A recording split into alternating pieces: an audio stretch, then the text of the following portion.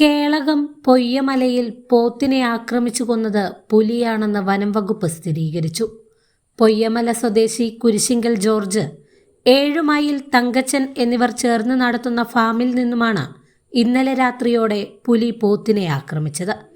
പുലിയുടെ സാന്നിധ്യം സ്ഥിരീകരിച്ചതോടെ കൂട് സ്ഥാപിക്കണമെന്ന നാട്ടുകാരുടെ ആവശ്യം ശക്തമായതിനെ തുടർന്ന് വനം വകുപ്പ് സംഭവസ്ഥലത്ത് കൂട് സ്ഥാപിച്ചു.